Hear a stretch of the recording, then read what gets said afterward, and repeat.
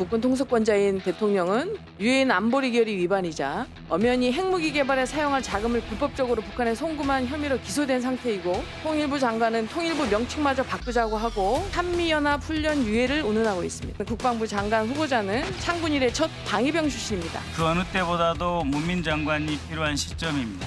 45년 만에 군사 반란 내란이 있었고 그것을 수습하고 치유하는 과정에서 17년의 국방위원 경험을 가지고 우리 국방을 잘 이끌어 주시리라고 봅니다. 그래서 기대가 큰 청문회이고 그런데 여기 와서 왜 정치 공세를 합니까?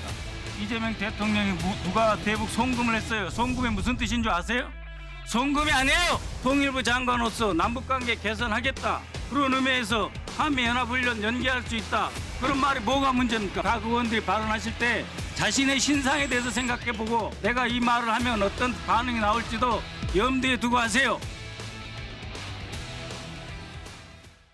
네, 오대영 라이브의 간판 코너 단도직입을 시작하겠습니다. 무인기 침투 의혹 계속해서 새로운 의혹을 제기하면서 특검의 특정 사안들을 고발까지 하는 인물이 제 옆에 나와 있습니다. 인사청문회 하면서 오늘 강하게 또 반박을 하셨는데 예, 안녕하십니까. 어서 오십시오, 박선원 의원님. 예, 반갑습니다. 예, 조금 본 장면은 어떤 상황이었습니까?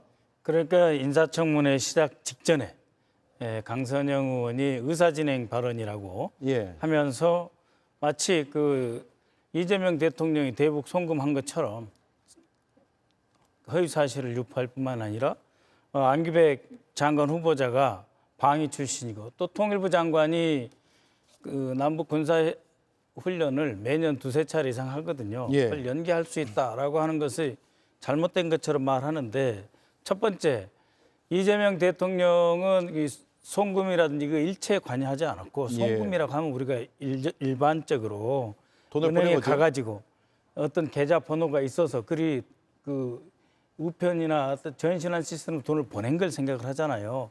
근데 이건 그게 아닙니다. 그 안부수 씨라고 하는 대북 사업가가 있었고 그다음에 그 쌍방울에 김성태 회장이라고 하는 사람이 주가 조작, 주가 부양을 위해서 개인적으로 이 이재명 지사를 비롯해서 경기도 모르게 돈을 보내는 행위이거든요. 그리고 그것도 현찰로 줬다는 거고 가장 결정적으로는 2019년 7월 달에 필리핀 마닐라에서 국제회의가 있었는데 그 자리에서 북한의 정찰총국 리호남이라고 하는 공작원이 와가지고 안부수하고 김성태한테 돈을 받아갔다는 거거든요. 예. 근데 그 자리 그 행사에 한 100여 명 이상 우리 한국 국민들, 대한민국 사람들, 경기도지사 관계자 그리고 안부수가 있었던 아태평화협의회 김성태 쌍방울 관계자들이 모여 있었어요. 그래서 2박 3일 행사를 했었는데 누구도 리호남을 봤다는 사람이 없습니다. 그리고 거기에는 국정원 직원도 나가 있었고요. 필리핀에 2명이 이미 나가 있었고 또 이런 행사하면 함께 갑니다. 통일부 직원하고. 그러니까는 국가기관에서 4명이나 나가 있었거든요. 예. 이거 본 사람이 없고 일체 이 가장 가까이 돈을 줬다는 쌍방울의 김성태를 같이 수행하는 사람도 본 적도 없고 온 적도 없고 돈을 그렇게 몇백만 불씩 가져간 적도 없다. 이렇게 하는데 의사진행 발언 시작하면서 바로 이재명 대통령이 불법 송금을 했다라고 하는 것은 정말 있을 수 없는 일이죠. 예, 알겠습니다. 안규백 국방부 장관 후보자 인사청문회 다른 인사청문회에 비해서 크게 많은 쟁점들이 부각되지는 않은 것 같아요. 네, 그 쟁점이 없습니다. 왜냐하면은 이분이 이제 5선 국회의원이고 그래서 이제 16년 동안 국방위원회에만 있었고 22대에서도 1년 지금 한 2개월 좀 되는데 계속 국방위원회만 있었어요. 예. 국방위원장도 했고 국방위 간사도 했고 그다음에 이 국방에 대해서 잘 압니다.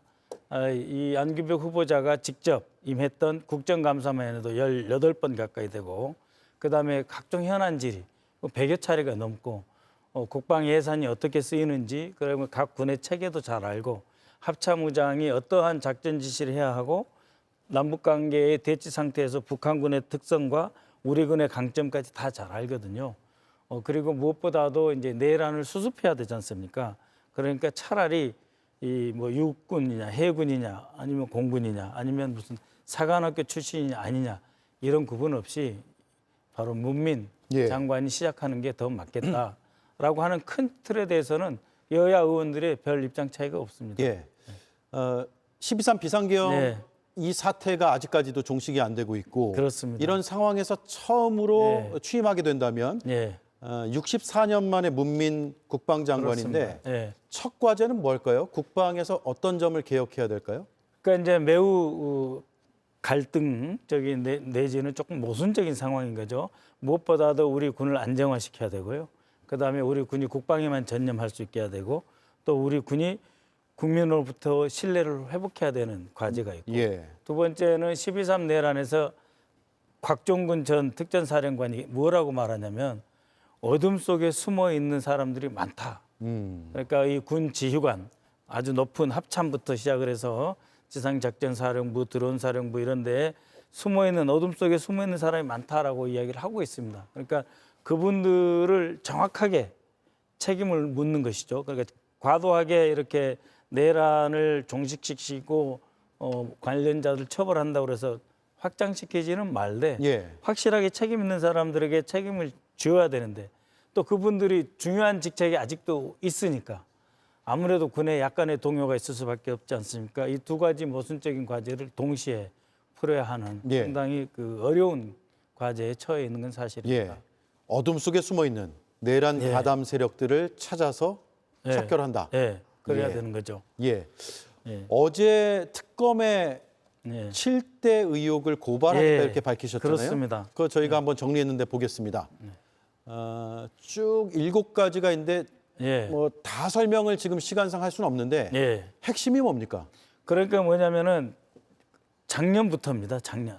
작년에 이제 4월 달부터 이제는 비상계엄을 해야 되겠다. 군사적인 수단을 동원해야 되겠다. 생각을 하고 5월 달부터 예. 계속적으로 북한에 이제 과도하게 자극하는 행위를 하는데요.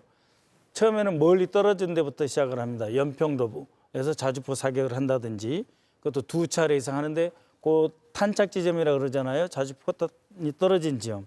그 지점은 반드시 북한이 반응하게 되었는 그 지점에다가 포탄을 떨어뜨려요. 그런 사격을 하는 겁니다. 그럼 북한이 이제 거기다 떨어뜨리면 이제 그 충돌이 유발될 수 있고, 근데 그거에 대해서 북이 반응을 하지 않으니까 비무장지대에 최대한 가까운 쪽으로 아파치 헬기를 띄워 올라가게 해가지고 더 올라가 해서 아파치 헬기 조종사가 두려움을 느낄 정도로 예. 합동 정보 작전이라는 이유로 위협적 비행을 하고요.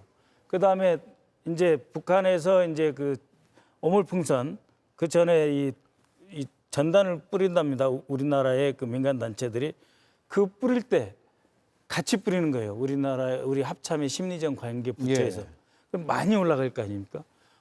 그것도 이제 북을 자극하는 거고 북한에서 이제 오물풍선이 넘어오지 않습니까? 그러면은 해군, 합참, 국정원이 같이 이걸 방어할 수 있는 체계를 개발했어요. 마치 이것이 이제 그 북한에서 넘어오는 오물풍선 크지 않습니까? 그러면 여기에 경주용 드론을 보내가지고 경주용 드론 끝에다가 화살촉 같은 걸 달아서 이걸 떨어뜨려요. 예. 그러면은 사람들도 안 다치고 이것으로 인해서 북이 우리한테 도발할 이유도 없고 이런 방침이 서 있음에도 불구하고 이걸 사용하지 않습니다. 예. 오히려 원점 타격만 강조하는 것이죠. 그렇게 해서 쭉 가다가 마침내 이제는 작년 10월 달에 10월 1일 그 국군은행 행사를 딱 한 번 하고 그날 저녁에 새 사령관과 김영현이 저녁에 반드시 하자. 그리고 윤석열을 격려하면서 이제 이번에 확실하게 쓸어야 되겠다. 비상계엄을 해야 되겠다. 비상대권을 발동해야 되겠다 하고 결정한 것이 예. 무인기를 연속으로 3일, 6일, 9일 보낸 행위입니다. 예. 예. 그래서 외환 유치죄까지 적용을 해야 된다는 그렇습니다. 주장으로 이어지신 거죠. 예, 드론 무인기 하나만이 아니라 일관되게 작년 5월 달부터 일관되게 북한을 위협해서 도발을 하는 행위인데 이것이 그러면 누구에 의해서 공모되었느냐? 결국은 윤석열, 그다음에 김용현 그리고 노상원 정부사령관에 의해서 계획된 하나의 북한의 도발을 유발시켜서 교전 상황을 만들고 그것을 가지고 내란을 정당화시켜서 비상계엄을 한다는 예. 일련의 계획의 가장 중요한 부분이 외환 유치인 겁니다. 네. 특검 수사로 사실관계들이 다 드러나겠죠, 결국. 예. 근데 외환 유치죄는 까다롭다고 하더라고요. 예, 법률 그렇습니다. 전문가들이. 예. 앞서 저희가 조항을 잠깐 봤는데 그렇죠. 외국과 통모하여라는 표현이 있습니다. 그렇습니다.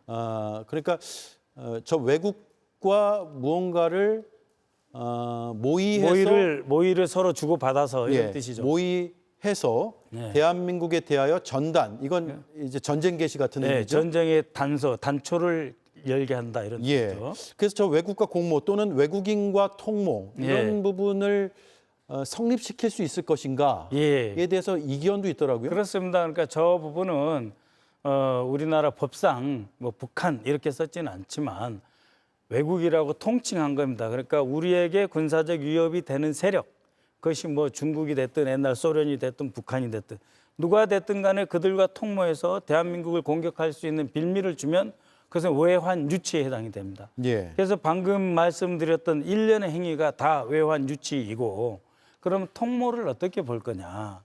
그 부분이 이제 걸리는 거거든요. 그렇죠. 그것은 분단 70년 된 상태에서 우리 군이 이렇게 움직이면 북한군이 어떻게 나온다.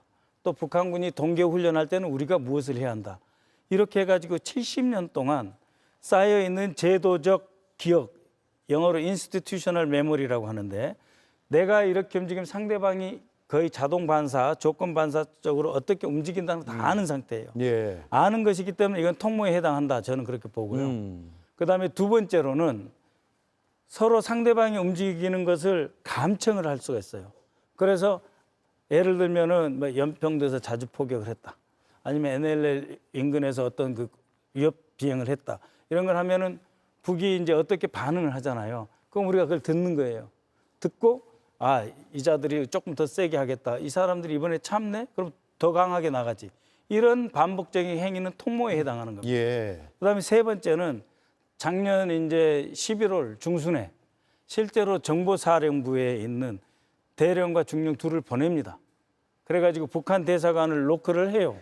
그러다가 잡힙니다. 근데 왜 정보사, 즉 노상원과 문상호의 전 정보사령관 노상원, 그다음에 당시 그 정보사령관 문상호의 지시를 받는 대령과 중령이 북한 대사관을 찾아갑니까? 자기 선을 찾아간 거죠. 예. 그래가지고 뭘 전달했는지 지금 모르지 않습니까, 우리가. 그렇지만 북한 대사관을 접촉하려고 한 것입니다. 그런데 11월 중순에 보통 우리 한국의 젊은 여행객들이 잘 안 가는 시기거든요. 그 몽고의 정보기관이 이 두 사람을 잡은 거예요. 그래서 취조를 해서 북한 대사관 접촉하려고 했다고 하니까 문상호 당시 정보사령관이 급격 파견이 돼서 가서 대개 그럴 때 유감 표시를 하고 이제 그 서면으로 유감 표시에 하나 사과문 같은 걸 쓰거든요. 예. 그것에 그치지 않고 국정원 고위관리까지 갔어요. 그렇기 때문에 이 망을 어떻게 관리 조정을 했는지 모르지만 이건 통모행위로 보는 걸 볼 수 예. 있습니다. 법조항 다시 한번 보겠습니다. 듣고 나니까 저 조항이 또 새롭게 읽히네요. 예. 외국과 통모하여 또는 외국인과 통모하여인데 저 외국이라는 것은 예. 통상 우리와 군사적으로 적대적 위치에 있는 예. 국가나 존재를 의미한다고도 볼 수 있고 그렇죠. 통모라는 것은 직접적으로 상의하지 않더라도 예. 분단 이후에 오랜 시간 동안 서로가 이렇게 행동하면 저렇게 행동하고 이런 것들을 사실상의 의사소통에 준하는 신호로 읽을 수 있기 때문에 그렇습니다. 통모로 볼 수도 있다. 그리고 예. 북대사관을 접촉했던 그 행위에 예. 조금 더 사실관계가 파악되면 그걸 예. 통모로도 볼 수 있다. 그리고 실제로 신원식 국방장관 전 국방장관이 뭐라고 하냐면요. 서른 의원이 이렇게 질문합니다. 당신들이 그 9.19 군사 합의서를 중지한다 그러면 북한이 파기할 것으로 나올 줄 알았냐 몰랐냐 예. 할 때 우리가 중단하면 그 효력 정지를 하면 북한이 파기할 줄 알았습니다. 미리 알았습니다라고 답변한 게 있어요. 예. 그런 것처럼 남북한 간에는요.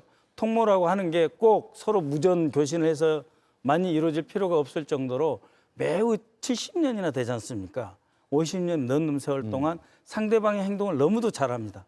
그렇기 때문에 이거는 통모 이 전 과정이 7대 의혹 전 과정이 통모의 과정으로 볼 수밖에 없다. 그러니까 북한의 도발을 유도하는 전체 과정이라고 보는 것이 맞다는 겁니다. 예. 일각에서는 특히 예. 국민의힘에서 예. 일부에서는 그런 주장을 해요. 예, 무인기를 보내는 것은 예, 대북 전략과 전술 차원이지 예, 뭔가의 도발을 유도하기 위한 것이 아니다. 북한도 우리한테 보내지 않느냐 이렇게 주장을 하는데 사실 저희 프로그램의 패널 중에서도 그런 예, 주장을 해서 제가 정확히 사실관계를 몰라서 예. 어떻게 답변은 못했습니다만 어떻습니까? 일반적으로 틀린 말은 아닙니다. 예. 그러니까 이제 드론 작전 사령부에서 임무가 있지 않습니까? 그러면은 첫 번째가 타격입니다. 그 드론 무인기를 통해서 전 세계적으로 미국도 그렇고 뭐 프레데터니 리퍼니 해서 직접적으로 요인 암살을 비롯해서 타격을 하는 거. 그리고 자폭으로 폭탄을 떨어뜨리는 거. 예. 이런 식으로 군사 공격용이 분명히 있습니다. 두 번째는 정보와 첩보 수집, 사진을 찍어서 바로 전송해 오는 것이죠. 세 번째는 심리전 용도 있긴 있어요. 근데 이것의 문제점은 뭐냐면 2022년 12월 6일 날 북한의 무인기가 용산까지 들어오고 뭐 이런 일이 있었지 않습니까? 심지어 우리 사드 기지까지도 정찰한 흔적이 있다고 하지 않습니까? 네. 이것에 대해서 대응을 하는 건 맞습니다. 그랬을 때는 어떻게 해야 되냐면 합동참모본부에서 작전본부에서 드론 작전 사령관을 불러서 자 이번에는 이런 용도와 목적으로 작전을 전개한다. 그렇게 할 때 타격이 목적이냐? 타격 목적은 아니니까 그건 심리전 목적으로 한다. 근데 심리전으로 보이게 하느냐? 이건 맞지 않다. 하면 기각이 되게 돼 있어요. 이런 예. 작전이. 그렇기 때문에 실제로 22년 12월 26일 날 북한의 무인기가 침투했음에도 불구하고 실제로 24년 자그마치 24년 10월 1일 날 이 작전을 한단 말이에요. 그러니까 22년 12월 북한의 침투하고는 전혀 별개라고 하는 예. 거고 이것은 아까도 말씀드린 10월 1일 국군의 날 행사에서 저도 거의 유일하게 이제 국방위원으로서 그 자리에 간 의원인데 계속 김영현이하고 윤석열하고 계속 귓속말을 주고받습니다. 예. 그다음에 전체 그 시가 행진을 한번 하고 그날 저녁에 이제 진짜 한다. 이렇게 오늘 해보니까 좋더라. 이런 평가를 하고 저 작전에 들어간 것이거든요. 그렇기 때문에 저거는 내란을 시작하는 구체적인 군사 행동 중에 가장 결정적인 어떤 그 신호탄이다. 이렇게 예. 볼 수 지금 있는 화면에 겁니다. 나가는 저 화면 네. 저 때인가요? 그때뿐이 아닙니다. 계속 붙어서 이야기합니다. 보십시오. 예. 그 내려서도 이야기하고 뭐 계속 이야기하는 거예요. 그러니까 뭐냐? 저 무기 체계는 뭐다? 어떤 때 쓰는 거다? 특전사 내려오고 있지 않냐? 지금 그때 무인기 차량도 지나가잖아요. 계속 저렇게 대화를 하고 두 사람만 하고 있습니다. 계속. 네. 예. 인터뷰하다 보니까 시간이 훌쩍 갔는데 한 2분이 좀 안 남은 예. 것 같습니다. 예. 특검에선 지금 일반 이적죄로 수사를 하고 있는데 네. 말씀하셨다시피 예. 외환 유치죄로도 이게 더 나아갈 가능성은 꽤 있어 그래야 됩니다. 보이는 것 같고 예. 그런 시각을 갖고 계시고요. 예. 지금 특검의 수사는 차근차근 진행이 잘 되고 있다고 보세요? 예, 제가 듣기로는 이 무인기 부분은 상당히 진행이 되고 있다 이렇게 뭐 이렇게 간접적으로 어떤 신문 언론을 통해서 예, 언론 보도가 많이 됐죠. 예. 예. 일반 이적죄는 결과로서 북한을 이롭게 했다. 그건 뭐 말할 필요도 없어요. 합참 의장이 어떤 행위를 했습니까? 12월 3일 밤에 그 경계령 2급 경계태세를 내렸거든요. 네. 그래서 그 국정조사 특위에서 물었습니다. 왜 2급 경계령을 내렸느냐? 네? 그랬더니 비상계엄으로 인해 가지고 특수부대들이 다 서울로 국회로 몰려들고 선관위로 가니까 빈 공간이 생기잖아요. 빈 공간이 생기니까 적이 우리를 도발할 수도 있겠다. 예. 해서 경계 2급 태세를 내렸다는 거예요. 이거는 뭡니까? 적이 우리를 공격할 수 있는 틈을 줬다는 거기 때문에 결과적으로 이적죄가 해당이 되는 겁니다. 근데 그 앞에 외환 유치죄는 목적성입니다. 그러니까 내란을 하기 위해서 북한의 도발을 유도하기 위한 계획적 행동이기 때문에 외환 유치죄가 적용돼야 됩니다. 예. 마지막으로 네. 30초도 안 남았습니다. 그 공개하신 의혹 제기 중에서 드론 차량 있잖아요. 예. 폐차. 예. 그 폐차했다가 다시 가지고 왔나요? 아니 그러니까 폐차를 하려고 해서 예. 제가 이제 인수를 하려고 했는데 곧 폐차를 한다고 하니 바로 그 해당 수사기관에 연락을 해서 아마 적이 처리돼 있을 걸로 저는 알고 있습니다. 예. 증거 인멸을 위한 것으로도 의심하고 계신 거고요. 그렇죠. 예, 저기는 그 무인기 이동 통제 센터로 보시면 되고요. 그것을 왜 이제 와서 폐차를 하냐 이거죠. 6,300km밖에 안 달렸나요? 예, 저 차서 보면 정말 새 차고요. 예. 1억 원 이상 나간다고 합니다. 알겠습니다. 관련해서도 수사가 진행이 되겠네요. 그렇습니다. 예, 오늘 많은 내용들을 저도 질문지를 준비했는데 반도 못 다룬 것 같습니다. 예, 제가 너무 길게 말씀드렸습니다. 아닙니다, 아닙니다. 예. 또 뵙겠습니다. 예, 고맙습니다. 예. 네, 지금까지 박선원 민주당 의원이었습니다.